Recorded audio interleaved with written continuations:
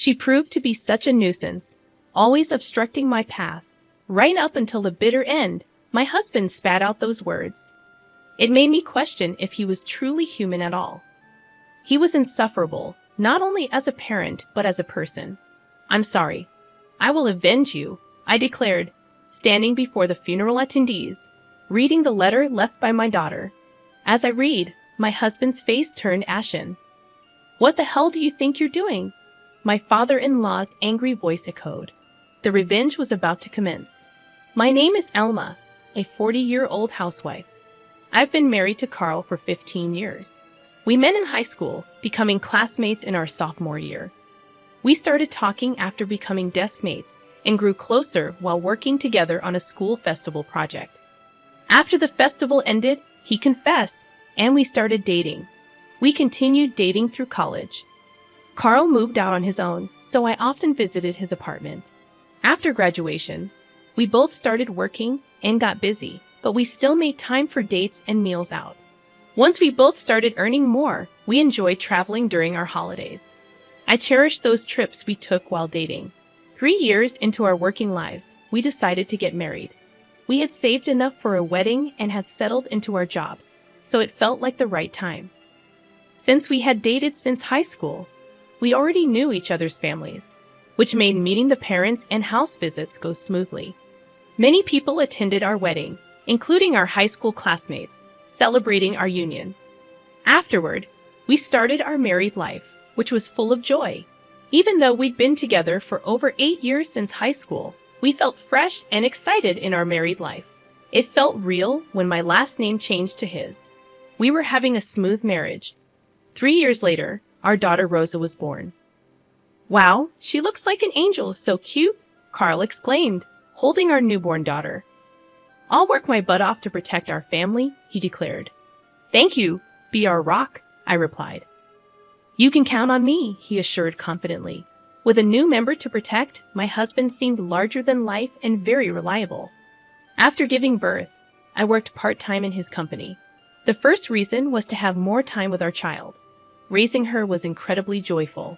Every little milestone, like crawling or walking, was a moment of excitement, and I took countless photos and videos, like any proud parent. When I told Carl, he'd say, "I wish I could have seen that," with a tinge of regret.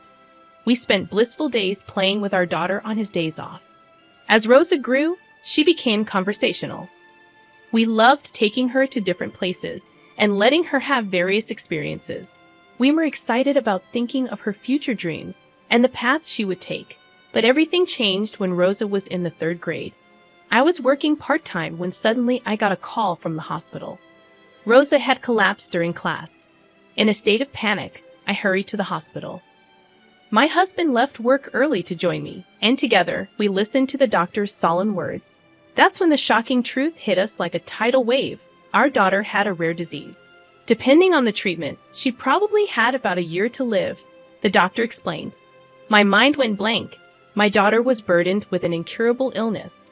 All that awaited us was the use of medication to ease the symptoms, with no guarantee of halting the relentless progression of the disease.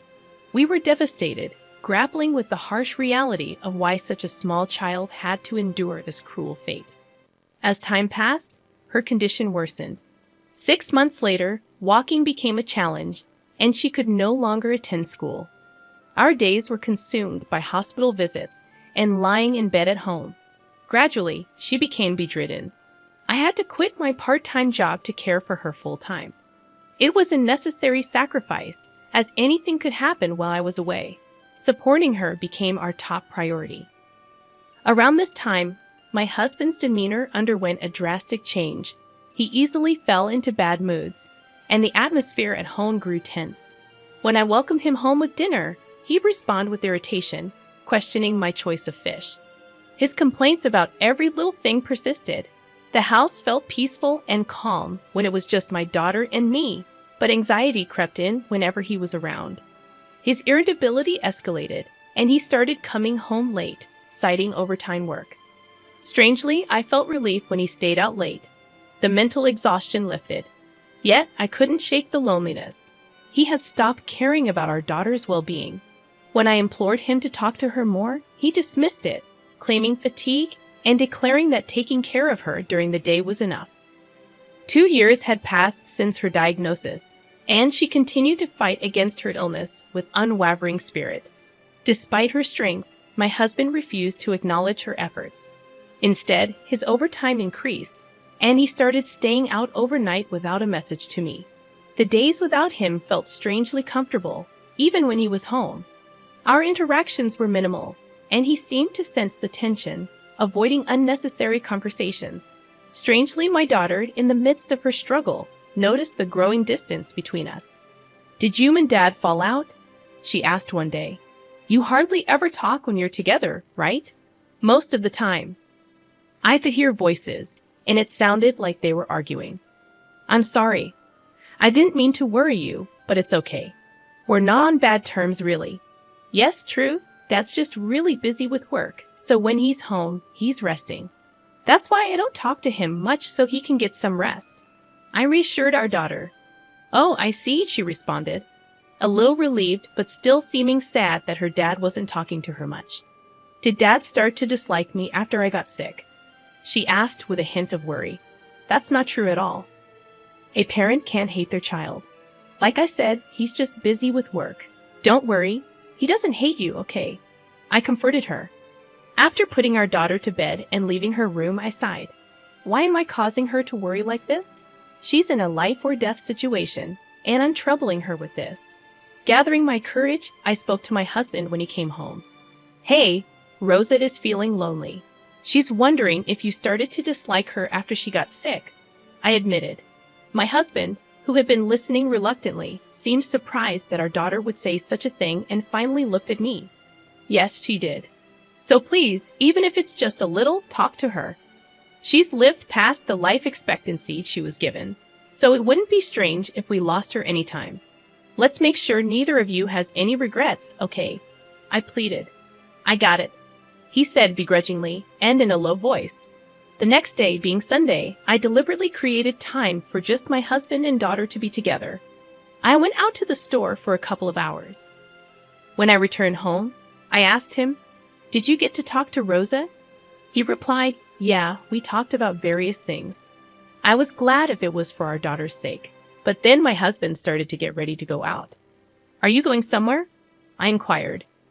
"Yeah, I'm going out to eat with a friend. Why don't we all have dinner together as a family?" I suggested. "Ah, I've been invited, so I can't say no. I've done my part by talking to Rosa. It's time for you to let me go." Saying that, he left the house, leaving me puzzled. What does he mean by "let me go"? I felt like nothing had been resolved. Maybe my husband was just going through the motions out of obligation. At that moment, I decided to stop expecting anything from him. It was enough if I cherished our daughter. That's what I thought. I focused more on making conversation with her. Then, one day, my husband came home in a bad mood. "Hey, get dinner ready quickly," he demanded. I had stopped trying to say anything to my husband, so I prepared dinner, put it in front of him, and was about to go to our daughter's room when he stopped me. "Hey, pack a week's worth of clothes in the duffel bag. I've got a business trip. Make sure you pack all the essentials, like the razor too." After saying that, he went to take a bath without even clearing his dishes. Why do I have to do this? But surely if the bag wasn't packed by the time he got out of the bath, he would get pretty mad. And if he raised his voice, it would worry our daughter. If she woke up, I sighed and went into his room to pack the clothes into the duffel bag. Well, it's a relief. He'll be gone on a business trip for a week. With him gone, I can relax. I packed the bag and left it in his room. The next morning, my husband left without thanking me or saying anything. That annoyed me, but I decided to let myself do as I pleased. First, I called my parents to come and see our daughter.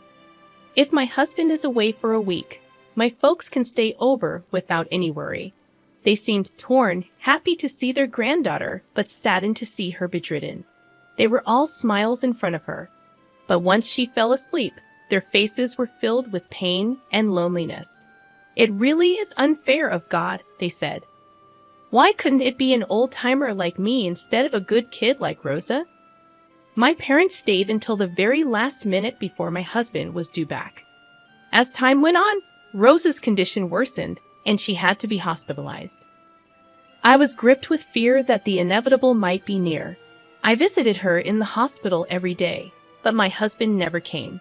Instead, when he returned home early, he sent angry messages on WhatsApp, upset about dinner not being ready. At this point, beyond sighing, I thought it might be better without a husband who couldn't cherish his own daughter. However, his work, painful as it was to admit, allowed me these moments with her. Not only my parents but also my in-laws came to visit her often at the hospital. Rosa always seemed happy when someone came to see her. We even celebrated her 12th birthday in the hospital room, where the nurses prepared a cake, and we all celebrated together. But about a month after her birthday, Rosa's condition worsened, and she passed away. I was devastated, breaking down in tears. The reality shattered my emotions. My parents tried to comfort me, but they ended up crying with me. Still, we had to see Rosa off properly. Together with my parents, I arranged and prepared for the funeral. There were things I had to do, all for Rosa. I managed to hold back my tears and proceed with the funeral arrangements. We arrived at the funeral parlor early before the other mourners. My husband, irritable about having to get up early after coming back from his business trip the day before, was infuriating. He hadn't been reachable when Rosa passed away, and he had the gall to say, "I was on a business trip. Even if you had contacted me, I could have made it back." He tried to light a cigarette in frustration. "Go to the smoking area, please," I said sharply. Tutting, he looked irritated. After I called him out, standing by the coffin on his way to smoke, he said something awful to our sleeping daughter. "You were such a pain, always in my way, right to the end." My husband spat out these cruel words as if they were nothing. Is he really human? He was the worst, not just as a parent, but as a person. I was rendered speechless by the horrible things he said. I couldn't move from the spot until my husband walked towards the smoking area. When I came to, I went straight to the coffin. "I'm sorry. I will take revenge in your place," I told my daughter, steeling myself with determination. I could never forgive him. Then the funeral began. Unbelievably, my husband, who had just said such terrible things, pretended to cry in front of the relatives, saying Rosa's name as tears streamed down his face. I knew it was an act because I saw him apply eye drops before walking up to the coffin. The relatives, not knowing any better, misunderstood and started crying too. Unforgivable. I would reveal his true nature no matter what. As the funeral was drawing to a close, it was time to read the letter left by my daughter. "What? There's a letter?" My husband was clearly surprised, not having known about it. "Yes, there is. I have to properly convey the words she left behind to everyone." I stood before the funeral attendees and began to read my daughter's letter aloud at the microphone. The letter was mostly words of gratitude to me for the care I had given her. With each word I read, tears came and I choked up. The relatives also started to cry along. But as I got to the part about my husband, I took a deep breath. "To Dad," I read, as the tears naturally stopped. "Against Mom, who was always by my side, you seemed to avoid coming home as if you were avoiding us. Even when you came home, all I could hear was your voice yelling at her in my room. Dad used to make time to play with me when I was little, taking me on drives to all sorts of places. But after I got sick and became bedridden, Dad seemed like a completely different person. Mom always pretended to be strong in front of me, but I could tell she was really struggling with how Dad was behaving. It hurt me, thinking maybe it was my fault things turned out this way. But it seems that wasn't the case. Remember the day Mom went shopping, and it was just Dad and me at home. You came to my room and talked to me. Then, maybe because Mom asked you to, I was so happy. It felt like the old Dad had come back. But then, thinking I was asleep, you took the phone call. You were talking to a woman. I couldn't believe what I was hearing. I know everything. You were planning a week-long trip. Did you enjoy the Disney trip you went on behind our backs? And you told that woman on the phone that you loved her." As I read my daughter's letter aloud, the room buzzed with tension. My husband stood there, pale as a ghost. "What the hell are you doing?" My father-in-law's angry voice boomed. The revenge had begun. My husband just stood there, speechless, stuttering. "Ah, ah!" My father-in-law grabbed him by the collar and yelled, "You fool!" before striking him across the face. My husband, staggering, denied the affair, saying, "It's not what it looks like. There must be some mistake." "What's the mistake?" "Rosa would never lie, but I haven't had an affair." My husband stuck to his denials, holding the microphone. "I've already caught you. Stop with the futile resistance." Yes, I had seen my daughter's letter beforehand and hired a private investigator. I had gathered plenty of evidence of my husband's affair. I showed the photo on my smartphone to everyone at the funeral. All the relatives attending glared at my husband. How could you go on an affair trip when your own child's life was hanging by a thread? You're finished as a human being. I didn't raise you to be such a terrible adult. Mom, Dad, you're no son of ours anymore. We disown you. My husband just collapsed on the spot, trying to escape the pain. I didn't want to face the reality that my daughter had become like that. What are you even saying? That's no excuse for having an affair. And if that were true, you would have spent more time with Rosa. Don't lie now when we've come so far. And I heard from your parents. You were asking them for money for Rosa's medical expenses because it was so costly. I never heard a word about it. That means you were using the money your parents sent for your own pleasure, right? You exploited your daughter's illness to collect money and have an affair, didn't you? Don't give me that. How dare you do such low things and then talk about suffering? Rosa was the one suffering the most, fighting desperately to survive her illness. To have a father like you, Rosa was the one to be pitied. You're not wanted at this funeral. Get out of here right now. I shouted at my husband with all my might. He fell on his butt, let out a small yelp, and then hurriedly ran away from the place. After that, I reset and continued with my daughter's funeral. When it was over, my in-laws apologized deeply and offered to help with the divorce and alimony in any way they could. I proceeded with the divorce and demanded alimony through a lawyer introduced by my father-in-law. But that wasn't enough for me. I took the house my husband had bought and also told everyone at his workplace about what he had done. My ex-husband, who had made it to the position of manager, quickly lost all credibility at the company. He was demoted and sent to work in a remote location. He asked his affair partner to come with him, but she promptly dumped him, saying she had no interest in a man without money. In the end, to his affair partner, my ex-husband was just a rich plaything.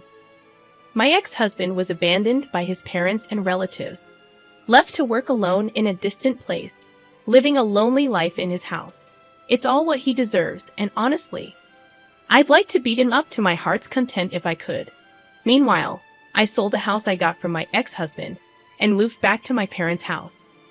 With the alimony from my ex-husband and his affair partner, I had a considerable amount of money. I didn't feel like working for a while after my daughter passed away, but gradually, I started to think more positively and began working part-time at a cafe near my parents' house. Mom's homemade cake. Rosa loved it so much. I remember my daughter saying that. Now, I bake sweets every day while working at the cafe and honing my pastry skills.